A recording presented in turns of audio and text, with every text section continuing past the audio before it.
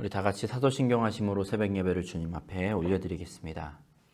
전능하사 천지를 만드신 하나님 아버지를 내가 믿사오며 그 외아들 우리 주 예수 그리스도를 믿사오니 이는 성령으로 잉태하사 동정녀 마리아에게서 나시고 본디오 빌라도에게 고난을 받으사 십자가에 못 박혀 죽으시고 장사한 지 사흘 만에 죽은 자 가운데서 다시 살아나시며 하늘에 오르사 전능하신 하나님 우편에 앉아 계시다가 저리로서 산자와 죽은 자를 심판하러 오시리라. 성령을 믿사오며 거룩한 공예와 성도가 서로 교통하는 것과 죄를 사하여 주시는 것과 몸이 다시 사는 것과 영원히 사는 것을 믿사옵나이다. 아멘. 찬송가 264장 함께 찬양하겠습니다. 찬송가 264장입니다.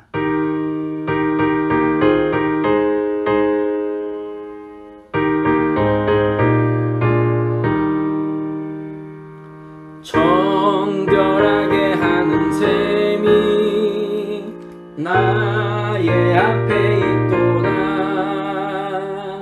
성령께서 권고하심 죄 씻으라 하시네. 찬양하리 찬양하리 죽임 당한 어린 양 주께 영광 돌리어라. 우리 죄를 씻어주셨네. 나의 가는 길이 좁고 내 뜻대로 안 돼도 모든 욕심 다 버리고 주만 따라가겠네.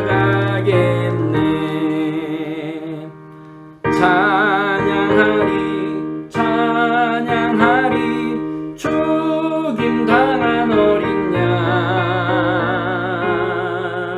주께 영광 돌리어라. 우리 죄를 씻어주셨네. 나의 마음 제단 위에 불길같이 타올라. 영원토록 찬양하며 주께 영광 돌리네.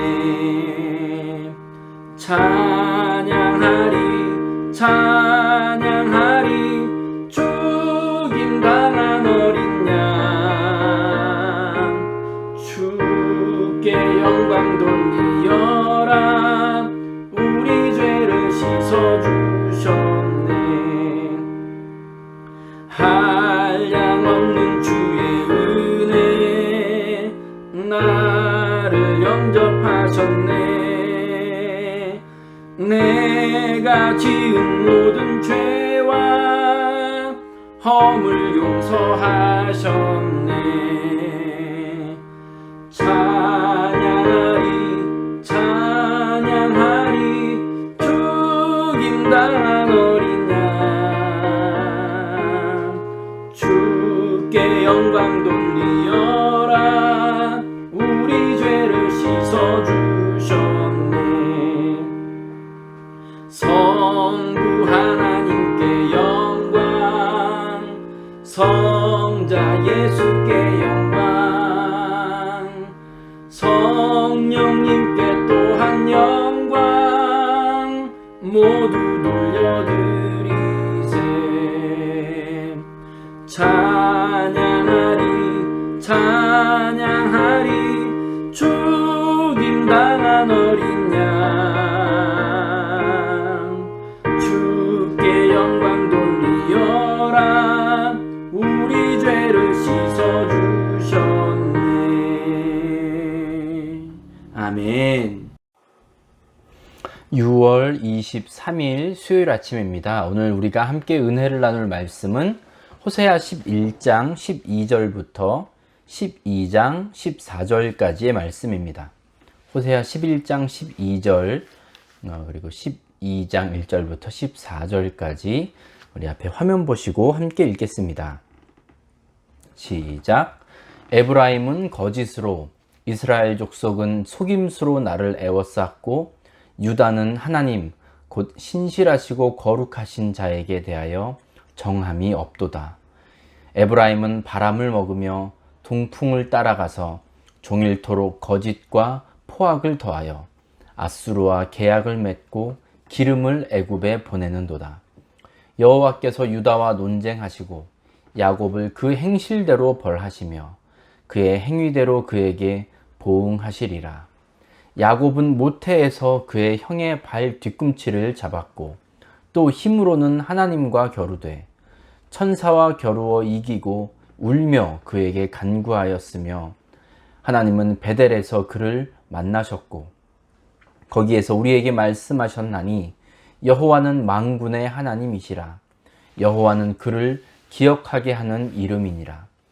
그런즉 너희 하나님께로 돌아와서 인애와 정의를 지키며 항상 너의 하나님을 바랄지니라. 그는 상인이라. 손에 거짓 저울을 가지고 속이기를 좋아하는도다. 에브라임이 말하기를 나는 실로 부자라. 내가 재물을 얻었는데 내가 수고한 모든 것 중에서 죄라 할 만한 불의를 내게서 찾아낼 자가 없으리라 하거니와 내가 애굽 땅에 있을 때부터 나는 내 하나님 여호와니라.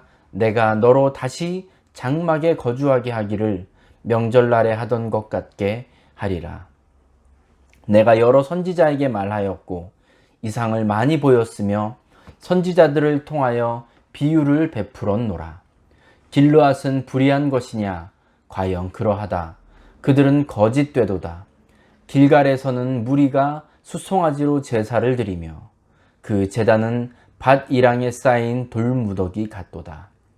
야곱이 아람의 들로 도망하였으며 이스라엘이 아내를 얻기 위하여 사람을 섬기며 아내를 얻기 위하여 양을 쳤고 여호와께서는 한 선지자로 이스라엘을 애굽에서 인도하여 내셨고 이스라엘이 한 선지자로 보호받았거늘 에브라임이 경노하게 함이 극심하였으니 그의 주께서 그의 피로 그의 위에 머물러 있게 하시며 그의 수치를 그에게 돌리시리라. 아멘. 중앙교회 성도 여러분, 월요일과 화요일 주님 안에서 평안하셨을 줄로 믿습니다. 어제는 바람이 참 많이 불었습니다. 우리 중에 날아간 분들 아무도 없을 줄로 믿습니다. 여러분 하여튼 건강하시고 하나님 말씀 안에서 하나님의 은혜 가운데 영과 육의 평안을 누리시길 간절히 축복합니다. 아멘. 호세아 선지자가 활동했던 배경은 북이스라엘이라고 말씀드렸습니다. 북이스라엘에서 활동한 선지자니까 이야기를 할 때 북이스라엘의 이야기만 하면 되는 게 아닌가 싶기도 한데 호세아서를 보시면 백성들에게 이스라엘의 백성들의 죄와 불의에 대해서도 언급하는데 그리고 거기에 심심치 않게 남유다의 죄악도 포함되는 때가 있습니다. 오늘도 11장 12절 보시면 에브라임은 거짓으로 이스라엘 족속은 속임수로 나를 애워쌌고 유다는 하나님 곧 신실하시고 거룩하신 자에게 대하여 정함이 없도다 했습니다. 남유다 왕국 그리고 북이스라엘 왕국 두 나라가 어떤 상태에 있는지를 잘 보여주고 있습니다. 거짓과 속임수로 하나님을 대하고 하나님에 대해서는 자기 멋대로 구는 이스라엘 백성들의 모습을 지금 선지자는 말하고 있습니다. 여러분 하나님을 속인다는 표현이 이게 참 말이 안 되지 않습니까? 우리가 하나님을 속인다고 하나님이 거기에 속으실까요? 그럼에도 불구하고 하나님은 모든 것을 아시기에 감히 우리가 하나님을 속일 수 없음에도 불구하고 우리는 이렇게 하면 하나님이 모르겠지, 이렇게 하면 하나님 몰래 우리가 할 수 있겠지 이러면서 노력하고 또 노력합니다. 또 유다 백성들 하나님에 대하여 정함이 없다고 했는데 영어 성경에는 unruly라고 되어 있습니다. 그러니까 제멋대로 구는 겁니다. 말씀에서 뭐라고 하든 하나님이 선지자를 통해서 뭐라고 찔림을 주시든 자기들 멋대로라는 겁니다. 말씀과 상관없이 하나님의 뜻과 상관없이 살아가고 있다는 것이죠.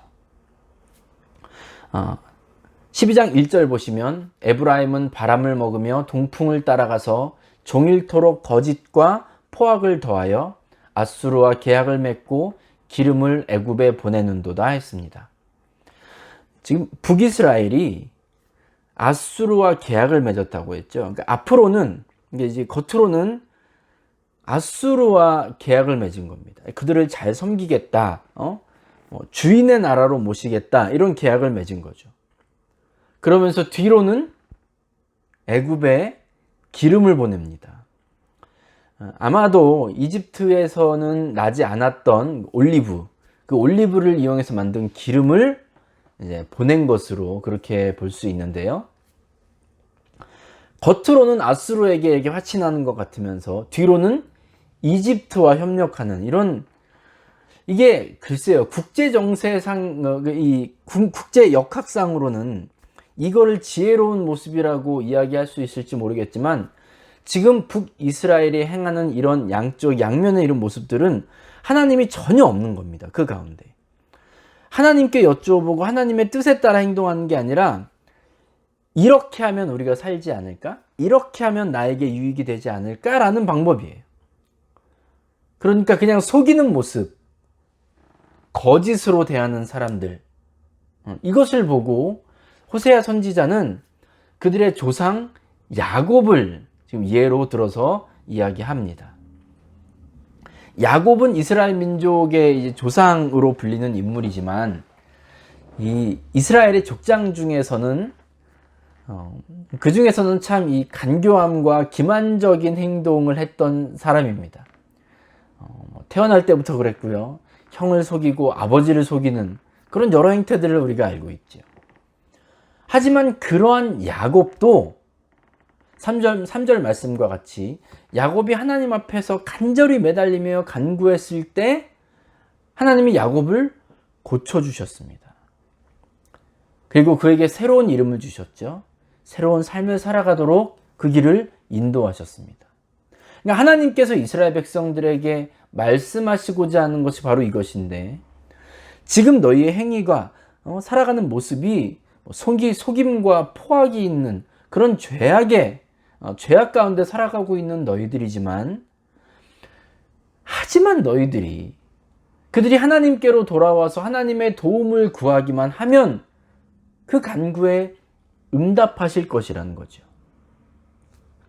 하지만 이스라엘 백성들이 하나님께로 돌아올 생각을 전혀 하지 않습니다. 하나님의 뜻을 구하고 하나님의 도우심을 구하지 않습니다. 하나님이 이스라엘 백성들에게 원하시는 것은 거창한 게 아니에요. 6절 보십시오. 그런즉 너희 하나님께로 돌아와서 인애와 정의를 지키며 항상 너희 하나님을 바랄지니라.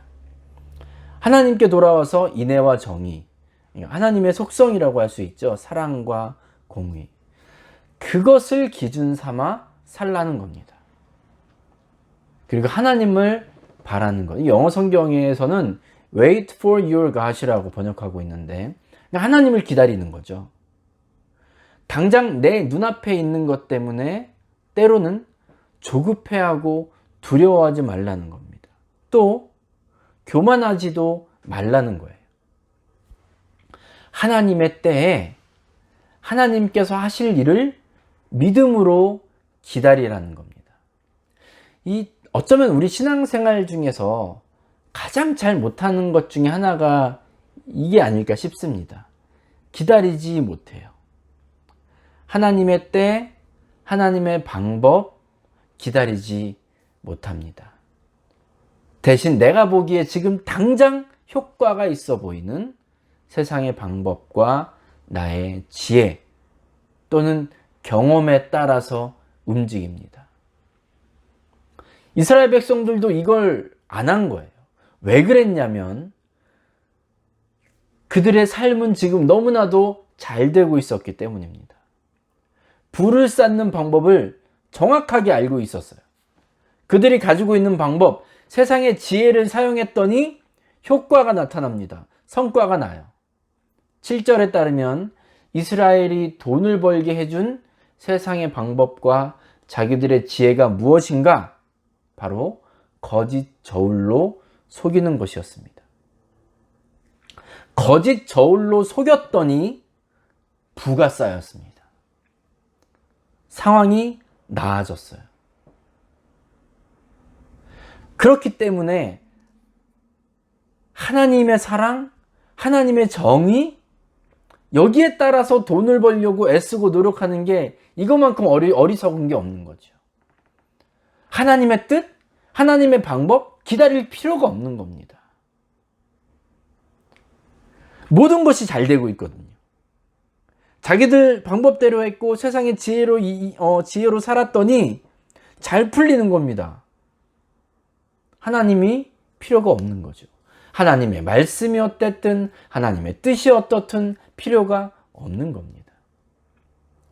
이렇게 잘 되는 가운데 이제 그들이 해왔던 모든 속임수와 죄악을 정당화하기까지 합니다. 8절 보십시오. 에브라임이 말하기를 나는 실로 부자라. 내가 재물을 얻었는데 내가 수고한 모든 것 중에서 죄라 할 만한 불의를 내게서 찾아낼 자 없으리라 하거니와. 얼마나 강한 자신감입니까? 나한테서 불의를 찾아봐라 이거죠. 왜 그렇습니까? 돈이 있으니까요. 부자가 되었기 때문에요. 재물을 얻었고, 자기의 방법으로, 거짓된 방법으로 속이는 저울을 이용해서 돈을 벌었고 결과를 얻었기 때문에 당당한 겁니다. 자신감이 있어요. 이렇게 승승장구하고 있던 이스라엘 백성들에게 사랑과 정의를 기준 삼아서 하나님을 기다리고 하나님의 말씀에 따라 하나님의 방법에 따라 살아야 한다. 하나님께 순종해야 한다. 라는 선지자의 호소가 들렸을 수가 없습니다. 아마 귓등으로도 안 들었을 거예요. 사랑과 정의는 거짓 저울로 속이면서 지금 돈을 왕창 벌고 있고 잘 되고 있는 이스라엘 백성들에게는 그냥 방해가 되는 것에 불과하거든요. 하나님 말씀이요? 하나님의 방법이요? 나의 자유를 빼앗아서 나를 얽매는 것 같이 그렇게 보였을 겁니다. 그들이 지금 살아가는 방식, 돈을 벌고 그들이 넉넉하게 되는 방식에는 하나님의 사랑과 정의라는 것이 요만큼도 도움이 되지 않기 때문입니다. 그러니까 하나님을 찾을 필요가 없는 거예요.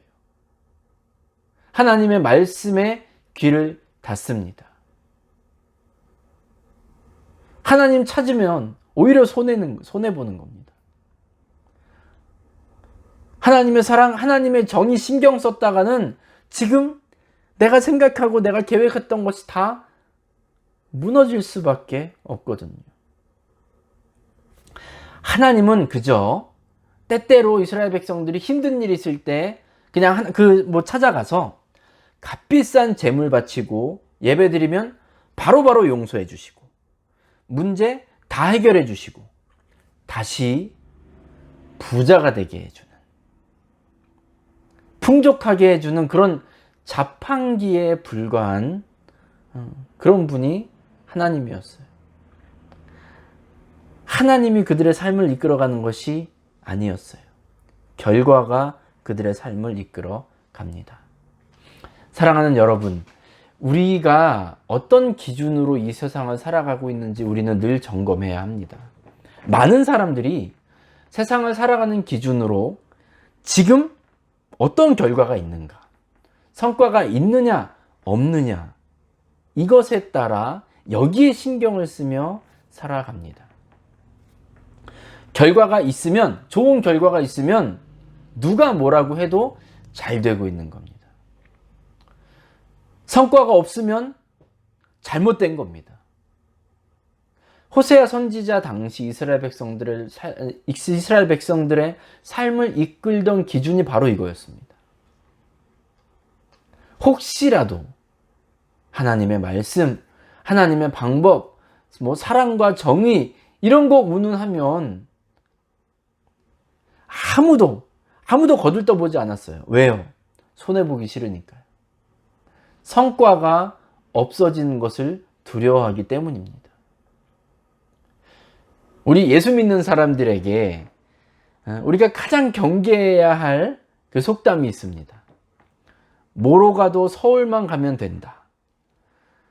라는 이 속담을 여러분 아무렇지도 않게 들어서는 안 됩니다.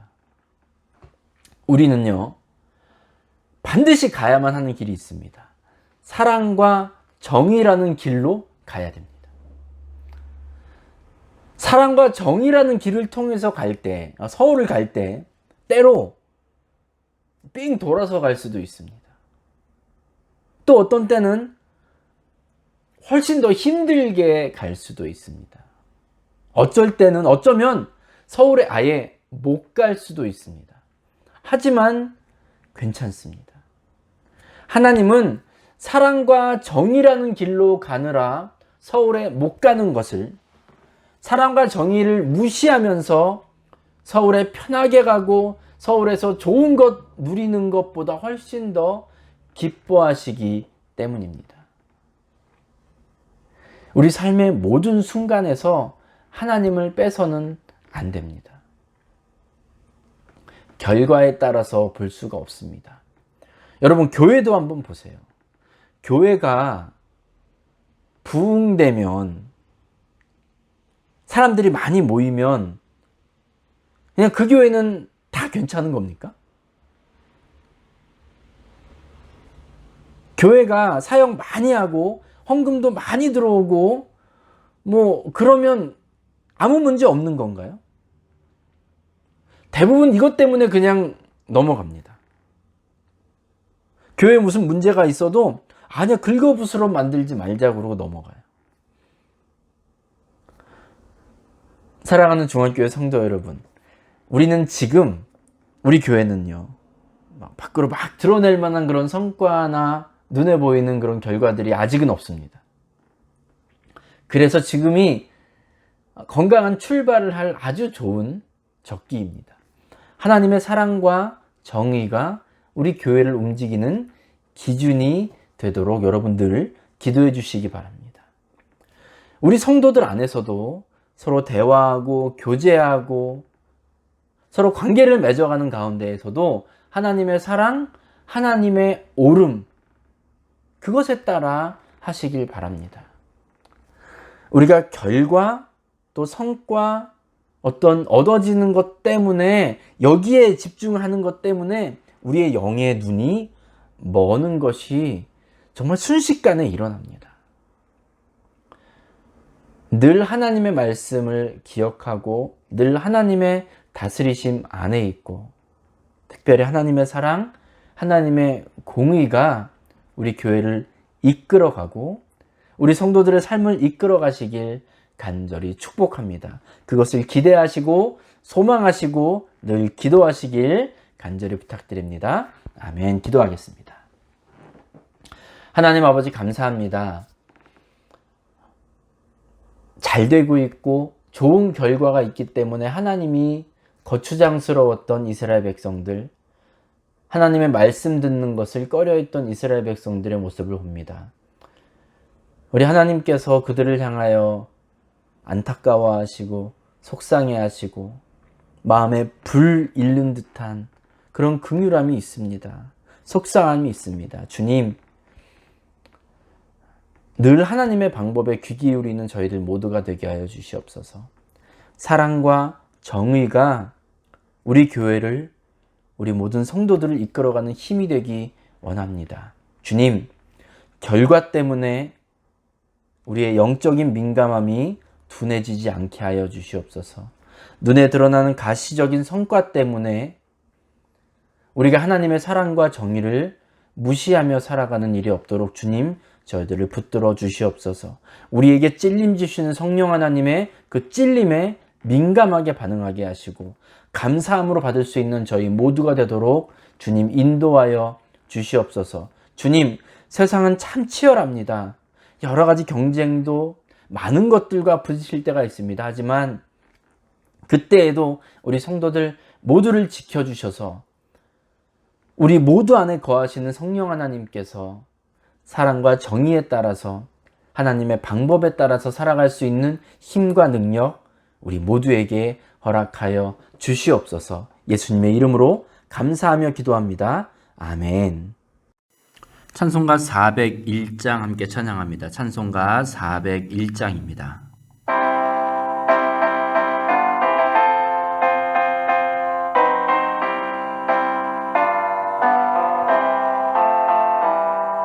주의 곁에 있을 때 마음이 든든하오니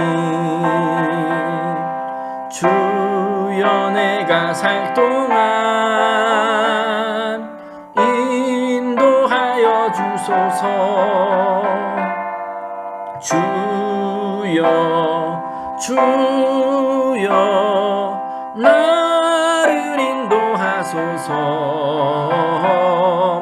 빠른 세상 살 동안 주여 인도하소서. 피난처인 예수여 세상 물결 험할 때 크신 은혜 베푸사 나를 숨겨주소서. 주여 나를 인도하소서. 빠른 세상 살 동안 주여 인도하소서. 세상 풍파 지난 후 영화로운 나라와 눈물 없는 곳으로 들어가게 하소서. 주여 나를 인도하소서. 빠른 세상 살 동안 주여 인도하소서.